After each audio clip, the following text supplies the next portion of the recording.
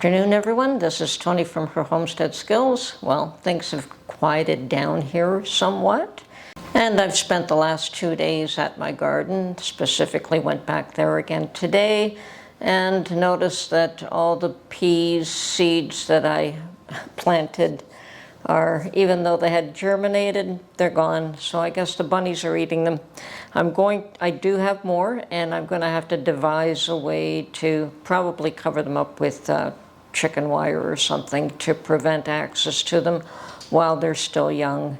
It's one of those things, when those plants are young, the bunnies like to decimate them. As they get more mature, they leave them alone. And so I decided to visit some of the places that do sell plant starts, and it's getting late. All they seem to have left in any quantity would be tomato plants and pepper plants, of which I have more than an adequate supply. Not really interested. So, don't know if my carrots are going to come up. My potatoes are. I planted 3 bushel baskets of potatoes. Rather than putting them in the ground, I put them in bushel baskets, and they're coming up nicely. So, I wasn't sure whether those ones would succeed or not, but they did. And where the carrots seeds were planted, don't know if they'll come up. So I'm looking for other plants to put in their place. Now, I did find some beautiful purple sage and some more lavender, but I have plenty of lavender. But I bought one anyway because they were half price. They were from $2.49 to $1.29 or something in that range. So I bought 3 plants, 2 of the beautiful purple sage. Now they should be winter hardy here. Don't know if they are. I will take cuttings after they've developed some volume. And I'm hoping that the strawberries are going to be ready soon. Mark was telling me that from California there's a glut of strawberries, so they are probably going fairly inexpensive in the stores. And I told them they probably won't be going inexpensive in the stores even if there is a glut. But I would look into it and see if I should buy there. I normally, this time of year, as soon as strawberry season, because Ontario has a beautiful strawberry season as well, then I go out to a U-Picket farm, and once again, they're not inexpensive to buy them like that, but they are sweet and fresh, and the day you pick them, they're just amazing. I like to be able to harvest them and, no more than a day later to process them. And Mark really likes the freeze-dried strawberries, so we're going to have to make some of those for him this year. Maybe make a huge batch this time of year as soon as the strawberries are in force. I'm a little tired today, but that's my own doing. I decided to stay up late last night and watch some old black and white movies, which are some of my favorite, and stayed up too late.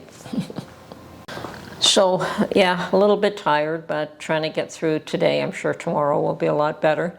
I did go to my garden. I watered it, and the plants that I brought them home for now, but I'll probably bring them to the garden tomorrow and put them in the ground to give them the best opportunity for full growth. And and there's a lot going on in the world today. In reality, I'm not that much different than most of you there. I would like everything to be peaceful, and I would like to know that my children and my grandchildren are going to have a reasonably economical situation and be able to afford the things that are maybe just even a little bit more than just what they need. Perhaps be able to purchase the odd want here and there, not necessarily looking for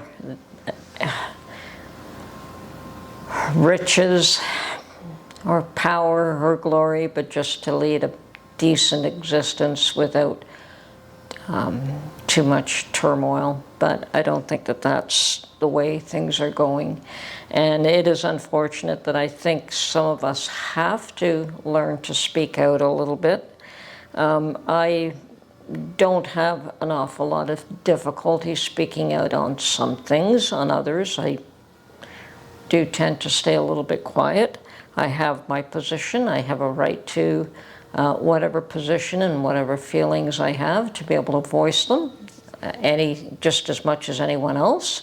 And I don't think that anyone should be shut down or abused. So I know that there are those that were triggered by my last post in support of the Walk for Israel. And I'm sorry if that disturbs you, but I do support the Jewish people, and that is my choice. Never once have any individual Jewish individual caused me any harm in any way, shape, or form. They've always been more than polite, reasonable, kind, generous towards me. So I don't really see any cause for the hatred that is directed at them. So if somebody feels that there is a need for them to be hateful, well, that's their issue, not mine. And so be it. I know that some people have this idea that they're superior to others because of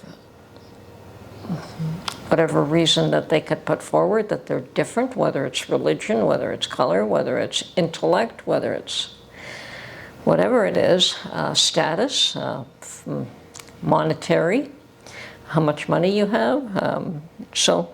But in reality, we're all the same.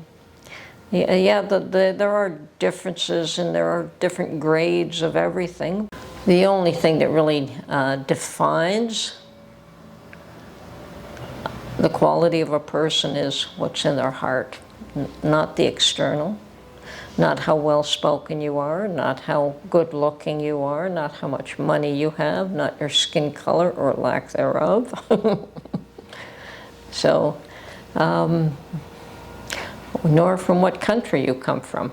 Certainly people do take pride in their roots, and that's fine and dandy, but that doesn't make one more special or better than the other. As I said, the only differentiation that I see which makes a person better than the next one is what's in their heart.